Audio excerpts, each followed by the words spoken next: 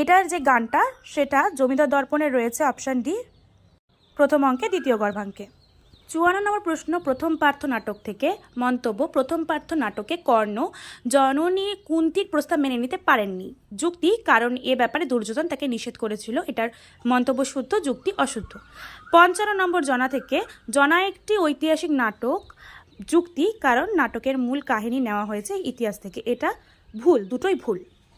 56 নম্বর নবান্ন নাটকের মন্তব্য। নবান্ন নাটকে ফটোগ্রাফার প্রধানকে ডাল ভাত খাইয়েছিলেন। যুক্তি, কারণ প্রধান ও তার স্ত্রী তাদের যুগ্ম ছবি তোলার অধিকার দিয়েছিল। এটার দুটোই অশুদ্ধ। 57 নম্বর প্রশ্ন এসেছে দুটো তালিকা নবান্ন নাটকের।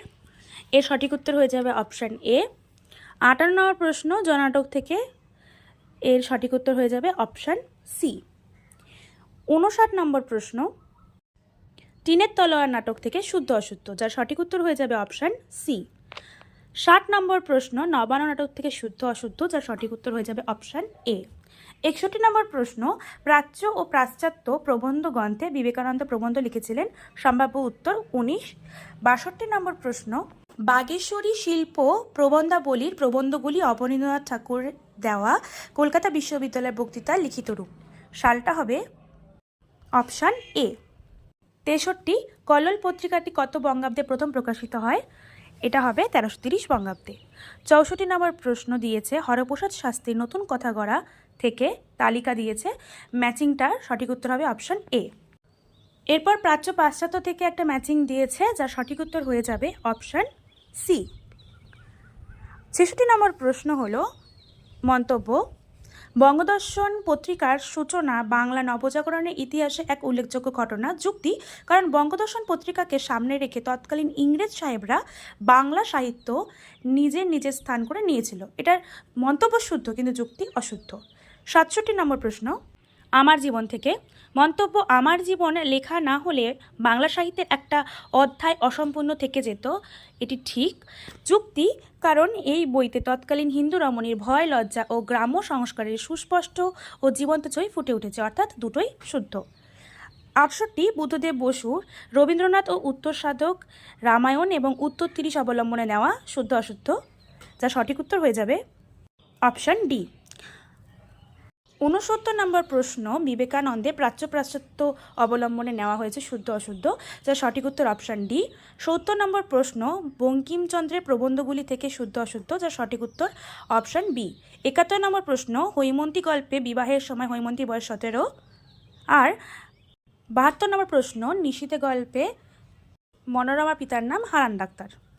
73 নম্বর প্রশ্ন এসেছে ঘরে বাইরে উপন্যাস থেকে, যার শুদ্ধ অশুদ্ধ দিয়েছে। সঠিক উত্তর হবে অপশান ডি। 74 নম্বর প্রশ্ন এসেছে হৈমন্তী গল্পের কাহিনী অবলম্বনে, যার সঠিক উত্তর হবে অপশান বি। 75 নম্বর প্রশ্ন এসেছে চতুরঙ্গ উপন্যাস থেকে, ম্যাচিং দিয়েছে, যার সঠিক উত্তর হয়ে যাবে অপশান এ। 76 নম্বর প্রশ্নে একটি তালিকা দিয়েছে, এই তালিকাটি রবীন্দ্রনাথের ছোট গল্প থেকে নেওয়া হয়েছে, যার সঠিক উত্তর হয়ে যাবে অপশান বি। 77 নম্বর প্রশ্ন এসেছে নবজাতক কাব্যগ্রন্থ অবলম্বনে, একটা ম্যাচিং দিয়েছে, এর সঠিক উত্তর হয়ে যাবে অপশান এ। 77 নম্বর প্রশ্নটা আমরা অ্যান্সার দিইনি, কারণ এই লাইনটা আমরা খুঁজে পাইনি। আপনারা যদি পেয়ে থাকেন অবশ্যই কমেন্ট বক্সে আমাদেরকে জানাবেন।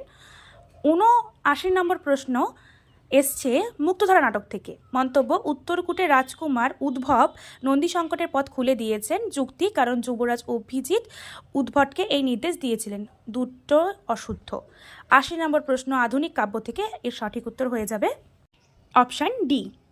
81 নম্বর প্রশ্ন বাংলায় আধুনিক মাত্রাবৃত্ত ছন্দ সৃষ্টি করেছেন এ রবীন্দ্রনাথ ঠাকুর। 82 কে ছেড়ে পদ্মের পর্ণ, এটি কাকু বক্রোক্তি।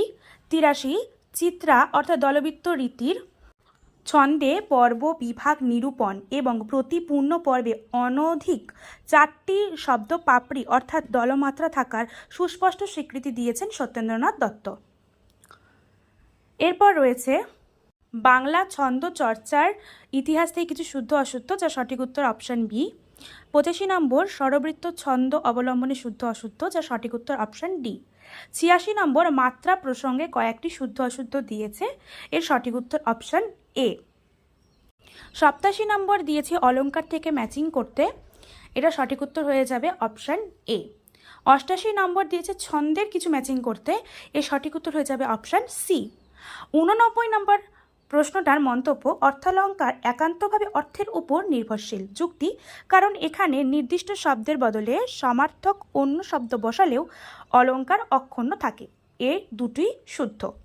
90 নম্বর প্রশ্ন, মন্তব্য, রবীন্দ্রনাথের সহজাত ছন্দ চেতনা ছিল অভ্রান্ত ও সূক্ষ্মাতিসূক্ষ্ম। যুক্তি, কারণ প্রেরণার নেপথ্য ভূমি তাকে ছন্দ চেতনার প্রেরণা দিয়েছে। এটা অপশান ডি। 91, কাব্যম গ্রাহ্যম অলঙ্কারাৎ উক্তিটি বামনের। 92, উজ্জ্বল নির্মণি গ্রন্থে প্রকরণ সংখ্যা। এটা আমরা কোনো উত্তর দেইনি, কারণ উজ্জ্বল নির্মণি গ্রন্থের যে প্রকরণ সেটা নায়কভেদ প্রকরণ, নায়িকাভেদ প্রকরণ, হরিপ্রিয়া প্রকরণ এভাবে দেওয়া আছে, কিন্তু আমরা এটার কোনো সঠিক উত্তর দেইনি। যদি আপনাদের জানা থাকে তাহলে অবশ্যই কমেন্ট বক্সে জানাবেন। 93 নম্বর প্রশ্ন, ভারতীয় অলঙ্কার শাস্ত্রে প্রথম রীতির কথা বলেছেন বামন। 94 নম্বর প্রশ্ন, উজ্জ্বল নির্মণি নায়কভেদ প্রকরণ থেকে কিছু ম্যাচিং দিয়েছে। এটার সঠিক উত্তর হয়ে যাবে অপশান এ, মানে 4, 3, 1, 2। 95 নম্বর প্রশ্ন, বক্রোক্তি বাদ সম্পর্কে ম্যাচিং দিয়েছে, যা সঠিক উত্তর হয়ে যাবে অপশান এ।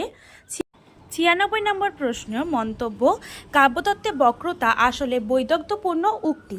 যুক্তি, তাই বক্রতার দ্বারা কাব্যের চারুত্ব সৃষ্টি হয়। এটা সম্ভাব্য উত্তর দিয়েছে অপশান সি। 97 নম্বর প্রশ্ন, অ্যারিস্টটলের পোয়েটিক্স থেকে। মন্তব্য, অ্যারিস্টটলের মতে অনুকরণ হলো মানুষের স্বাভাবিক ও সহজাত প্রবৃত্তি। যুক্তি, কারণ সভ্যতার সূচনা থেকে মানুষ এই কাজ করে আসছে। এটা উভয়ই শুদ্ধ। 98 নম্বর প্রশ্ন, রীতিবাদ অবলম্বনে দেওয়া কিছু শুদ্ধ অশুদ্ধ, যার সঠিক উত্তর হবে অপশান এ। যদিও এটা সম্ভাব্য হিসেবে দেওয়া হয়েছে, ফাইনাল অ্যান্সার কি আসলে সঠিকটা আরও পরিষ্কারভাবে আমরা জানতে পারবো। 93 নম্বর প্রশ্ন, ধ্বনিবাদ অবলম্বনে দেওয়া কিছু শুদ্ধ অশুদ্ধ, যার সম্ভাব্য উত্তর বি, যদিও এ আর বি এর মধ্যে যে কোনো একটা হওয়ার কথা, তবে আমরা এখানে বি ধরেই করেছি।